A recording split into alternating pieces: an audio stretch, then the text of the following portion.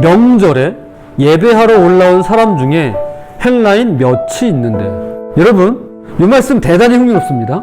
여기서 명절은 이스라엘의 유월절이라는 명절입니다. 우리나라에도 설날 명절이 있잖아요. 여기도 유월절이라는 명절이 있어요. 이집트 노예에서 해방된 날을 기념하면서 하나님께 감사하는 날입니다. 그런데 아무 관련 없는 누가? 그리스 사람들이 이스라엘의 명절인 유월절에 예루살렘 성전에 찾아온 곳입니다. 그것도 그냥 온 게 아니라 성전에 와서 뭐 하는 거예요? 예배하러 왔다는 거예요. 자기들 명절도 아니에요. 근데 올라왔대요. 그런데 말입니다, 원래 예루살렘 성전은 이방인들이 들어올 수 없는 금지구역입니다.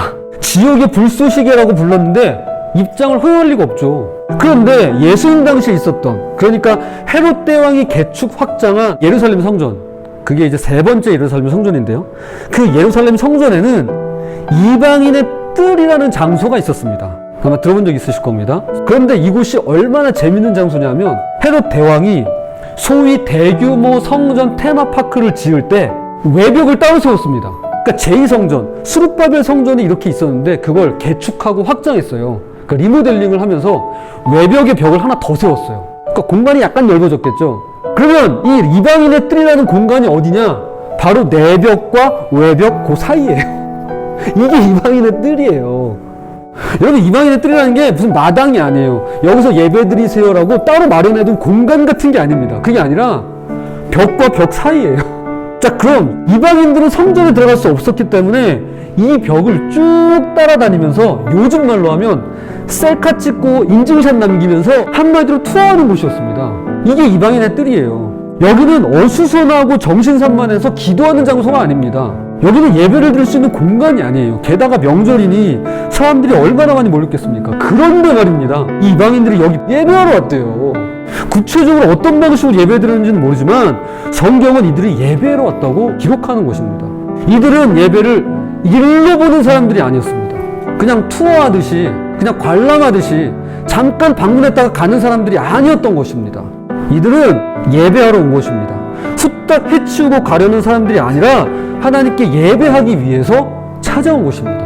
자, 그런데 예배드리러 골라온 이 이방인들 가운데 그리스 사람 몇 사람이 글쎄 예수님을 만나겠다는 겁니다.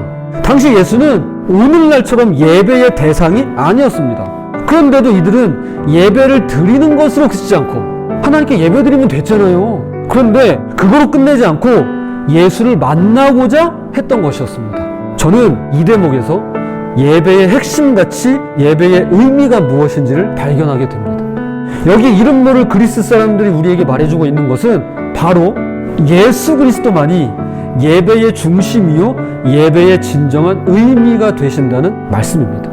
그런데 더 놀라운 것은 이 이야기를 전해 듣고 보이신 예수님의 반응입니다. 예수께서 대답하여 이르시되 인자가 영광을 얻을 때가 왔도다. 예수님은 그분을 뵙고자 하는 그리스 사람들의 요청을 하나의 중대한 사인으로 보신 것입니다. 여기서 말하는 영광이란 흔히 말하는 인기와 명예가 아닙니다. 그래? 그리스까지 내 이름이 알려졌다고? 그래서 날 보러 여기까지 왔어? 아유, 이놈의 인기 주체할 수가 없다니까. 이게 아니에요. 그분이 말씀하시는 영광이란 십자가 처형과 죽음을 가리키는 것입니다. 예수님은 그리스에서 예배하러 온 사람들이 그냥 예배만 드리지 않고 예수님을 뵙고자 한다는 이야기를 통해서 드디어 이 땅에 오신 목적을 이루고 하나님께 돌려드리는 영광의 시작점이라고 보았던 것입니다. 우리가 예배를 드리고 예배의 의미를 발견하고 예수님을 찾고 구할 때 예수님은 영광을 받으시고요, 비로소 우리 안에서 그분께서 일을 시작하실 수가 있는 것입니다.